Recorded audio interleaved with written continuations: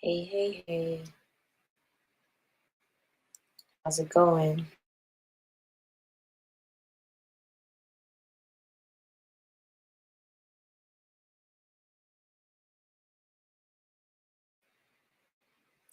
All right. I had to redo this live because I wanted to make sure everything was just like not perfect, just in order. Definitely not perfect because this is like my fourth time really just honing in on it. So now that I'm here, welcome. I'm about to go in on overcoming trauma, the power struggle. I was just getting warmed up.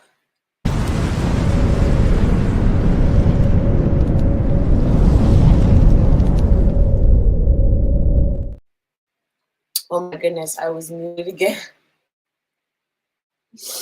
I was muted again. Okay, I figured it out. Definitely figured it out. Anyways, coming on here now to talk about overcoming trauma, power struggle, and Supacell. This is more of a open thought take of talking about the show and sharing some things that I have been resonating with about the show. Oh dear. What did I want to practice chaos?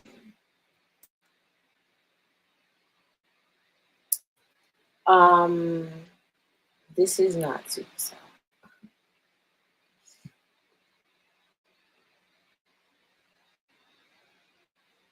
My goodness. All I'm looking for is the Supacell trailer, and I have it ready.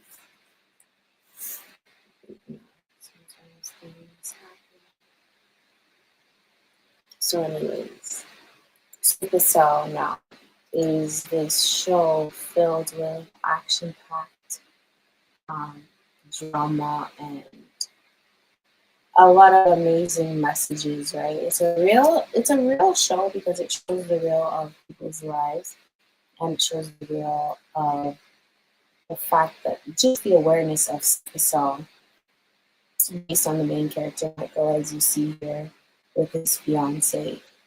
So it's a really good show because it shares people's livelihoods, what they go through, and the traumas that they face. So that's what I want to get into today because I have sickle cell type SC, and it's a very um, traumatic experience. However, I always want to come with talking about it to understand how we can overcome it and find our power the way these characters have found their power. Now, I'm a doctor, I'm not a scientist, I'm an alchemist.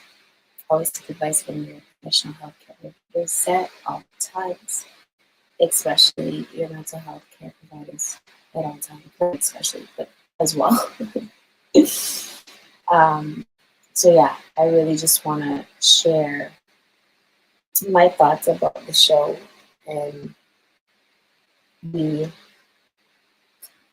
just what I've experienced in growing up with my trauma with sickle cell and kind of resonating a bit with the characters in regards to the trauma and how you have to kind of get through it and get through these battles. So as I continue on with sharing each character, I'm just going to find the first character. And that's what we're going to get into, the trauma and how is exactly they were able to activate their power. Um, and that is essentially based off of trauma. You would be shocked to know that sometimes people will be shocked to know that you're going through something dramatic can actually bring about a transformation within you. And this is what this show has shown me, especially experiencing pain like sickle cell and having to go about life and get through it. It's just a great show. As much as it's fictitious in a sense, it's also very documentary. I made up for it, but it's also highlighting some real stuff. So I want to talk about that. Now, the character Michael, right? Michael's this dude who has a mom with sickle cell, and he's basically just striving to get by, be sort of a part-time caretaker for his mom, as well as be there for his girlfriend slash soon-to-be fiance. And he's just becoming a man working every day, and he is a really decent guy, and he wants to help his mom, who has sickle cell, to get into this, um, this clinic for people with sickle cell to help them. He wants to tell his mom and dad. His mom saying it's too expensive. How are you gonna afford that? He's like, don't worry, I gotta take care of. A man who really just stands up and says, I got this, and just is gonna deal with his circumstances. That's who Michael is. And he also has a protective nature to him as well, So his character shows his trauma based on his mom. Doesn't want to see his mom in pain, and that's what she goes through. But also the fact that she, the fact that he cares so much about his fiance. And again, I don't want to do any spoilers, but again, if you watch the show, then you probably understand why I'm even talking about it like this right now. So if you want to watch the show first and then come back and take in what we're talking about, that's always a bonus.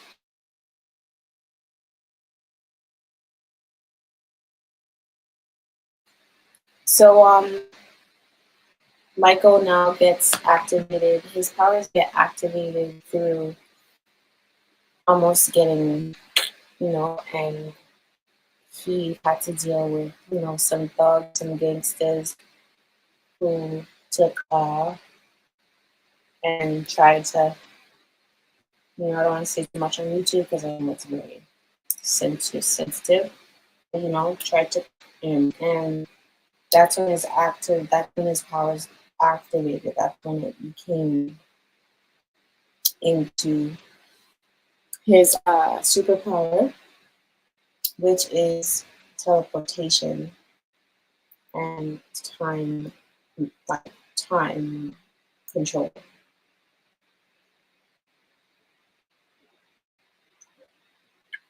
So he's a time traveler, and he also can teleport, which is time traveling, but he can also stop time, things like that. So you can see that his activation, when it happened, it was do or die against someone who was trying to attack him, and he had no choice but to teleport back into rewinding back a few minutes before it had happened. With that, it's like you can see that he wants to be able to control time or control how something happens, especially because his mom has sickle cell. And then he finds out through time travel that his fiance is going to die and things like that. On a live side, I know YouTube is. So with him, his superpower, it's almost like, again, each superpower gets activated based off of what that trauma is for that person. And with Michael, his is all about controlling time and being able to be everywhere, everything all at once, taking care of his fiance, taking care of his household, being there for his mom, making sure she gets the proper care that she needs for her sickle cell, wanting to be everywhere all at once.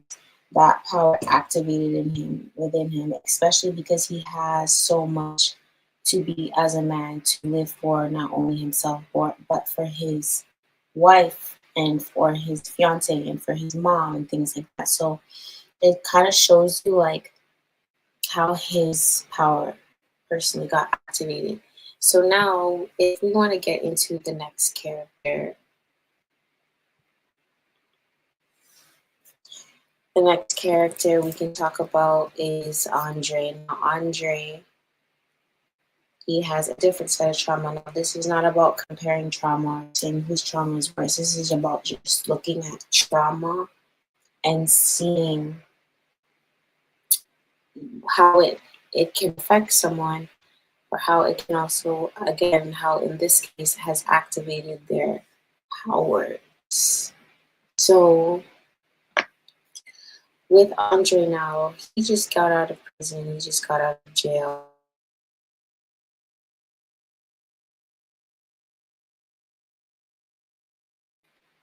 And he is now facing, fatherly duties. His mom, or his, sorry, not his mom, but his the mother of his child is like, okay, you got out of prison, yeah, but we need this money, like for your son. You need to take care of your son, type of thing. And with that, there's a lot of stress as a black man trying to find work, just coming out of jail, being judged.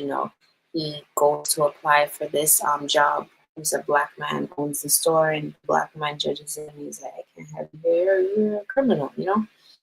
So his trauma is really about just, again, survival mode, having to be a black man, a black father, and take care of his black son and make sure that he's there for him, that he has the right amount of money, that his, like, again, the mother of his child isn't on him, on, like, that's traumatic, especially if maybe his father wasn't fully there. We don't know his full story, but there's a pattern with fatherless children in general. So it shows you the real, it shows you life.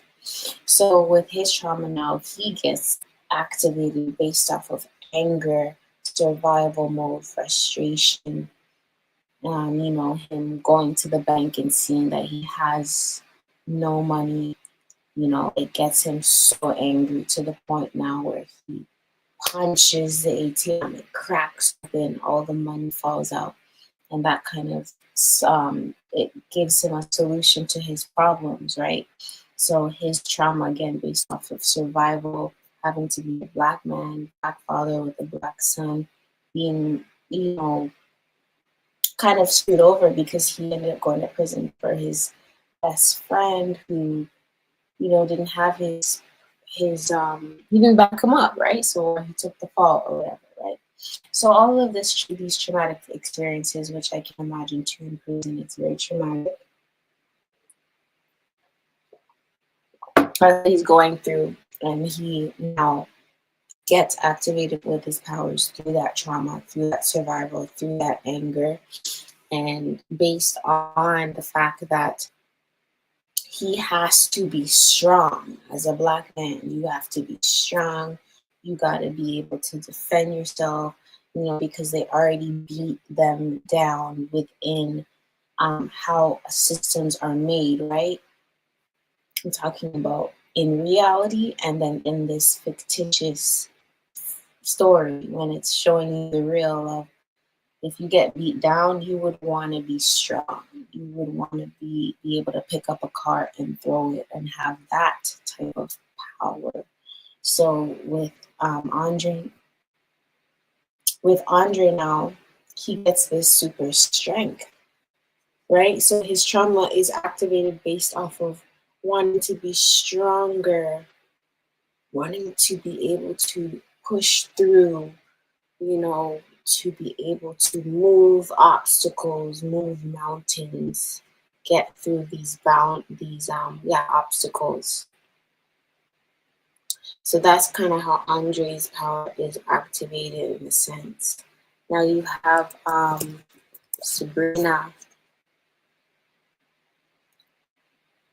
Sabrina is it's very interesting because all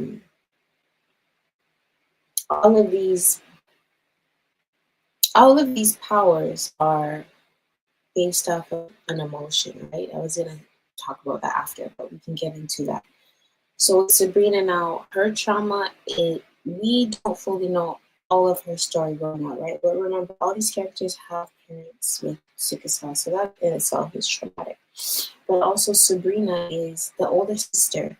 She can feel probably pressure from her younger sister, who's a little bit more free spirited, a little more reckless, who's a little bit more just not as responsible as Sabrina. And not only that, she has to get a career, or not get a career, but she's in nursing and has to, get the proper position and make sure that she is, like, as a Black woman, being the best she can be.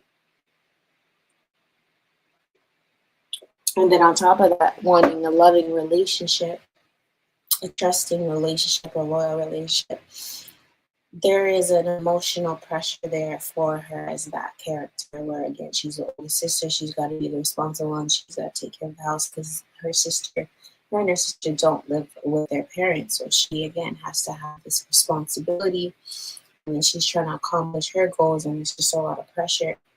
So she thinks now having a beautiful, healthy relationship is perfect balance, but unfortunately her boyfriend cheats on her, and that's how she gets activated, because you hurt her. The fuck? Like, she's here being naive about this person, thinking because you can just tell her heart, like, she cares. She's a nurse, right? Anyone who's a nurse naturally cares a lot of the time. Nowadays, people do got it for money, but naturally, if you're a nurse, it's because you want to be hospitable or nurture, or you have that in you to want to care for people. So with her power, it gets activated through her boyfriend, her finding out that her boyfriend cheated on her, and her power is telekinesis. So again, wanting to control your environment now, feeling like you have more control over your environment, especially again, let's say with her younger sister. Her younger sister is more free spirited, and she's gotten into some crazy things with Crazy, who is also another powerful character who has the powers. And with Crazy, that is getting to now Crazy and Taser, which we'll talk about their trauma as well and how it got activated. We don't know fully how Crazy got activated, but we have an inkling, especially with season 2 coming. But yeah, so now with Sabrina now, all that trauma, and with her sister, and now her power is now wanting to control her environment so that she can feel safe, she can feel secure, she can feel stable, she can feel like she's in control, So you have Sabrina as the other characters, powerful character, and based on her trauma, again, we don't know fully. Being the older sister, a lot of the times you have to always be the responsible one, so who knows how stressed and pressurized she was growing up. But it shows you, again, all of these characters have a pent up emotion, feeling, trauma that after a while, it's like, okay, enough's enough. So now with Rodney, his trauma is pretty sad because he's biracial. He's Black and white, and not that being Black and white is sad. I'm just more saying his mom doesn't even want to fuck with him. Like, his mom is racist, right? And he now has to deal with neglect, the trauma of neglect, and living alone, having his cousin and friend and family member who's white, but he can go home anytime he wants. But with Rodney, it's not like that, right? His mom does not want him near her new husband because her new husband's a white man and they're racist. So it shows he's too white for the whites, too Black for the blacks, too white for the blacks, too Black for the whites. And it shows you now with his trauma, he's in survival mode now. Does he have enough money? What is he gonna do? He's always trying to make money, pushing the green and stuff. And he gets activated based on a really good deal that someone wants to give him money for. And he just has no other choice, right? So he ends up getting activated through speed, through through the power of speed and doing things as fast as he can to stay out of survival mode to have enough money to bank, to get the girl he wants, to get whatever, he wants, to fill that void, especially because he doesn't really have a family like that because of his mom being racist. So his power is activated based off of his trauma of survival mode and neglect. And if you're able to have the power of speed, then you can make money very fast, and then you don't feel like you're missing out on anything because you have money, right? But yeah, this is all observation, thoughts of me looking at the characters, their trauma, and why that power specific might have been activated for them. So anyone can interpret this. I'm just not talking about it based on how I see it. So all of these characters, I'm going to talk about Craze and Taser in part 2. I'm going to go eat some food because with all of these traumas now, you can see why they might have been activated through that specific power, and how, again, trauma can help you overcome power. Obviously, this is a fictitious show, but it can show you the power that you have within you based off of your trauma and what to do with it. So if you have abandonment and you're running away from your problems instead of running away from your problems, maybe you realize that pent-up energy can be transformed into a momentum to create something that you never thought you could create before, because you have the speed not to rush what you're creating, but you have the momentum to feel so invigorated that you can create an opportunity. So these are the things that I want to talk about when it comes to these characters, because there's so much to talk about with this show, and I think this would be a great segment and series to talk about the show in a fan fictitious way, but also in a real life way, because it's also showing real life, especially with Supacell. And people with Supacell, we are called warriors for a reason, because we really do go through some extreme battles when it comes to our experience with discrimination, racism, this excruciating pain, the invisibility of sickle cell, all these things. So I'm really glad that, shout out to Ratman for making this show, because it does show a different light for people with sickle cell, for people who take care of people with sickle cell, their friends, their family, and anyone who didn't know about sickle cell might want to at least have an awareness for it. It's really great. So I'm definitely going to be coming back with some more breakdowns of the next characters, which is Taser and Craze. Those characters are much more like thug, gangsta. Their trauma is a little bit different. Everyone's trauma is different, no comparison. But again, we're going to talk about Taser and Craze and get into more of the trauma, their powers, the why they might have, why they activate a certain way, and how that can correlate with real life and us feeling certain emotions and certain things, and how truly this show is more relative than we think. So I'll see you in the next live. This was part 1 about the findings of overcoming trauma, challenges, and the power struggle of pain, based on this fictitious show, Supercell, that has some real gems in there. So shout out to Ratman and the whole crew, and I'll see y'all in the next one. Peace.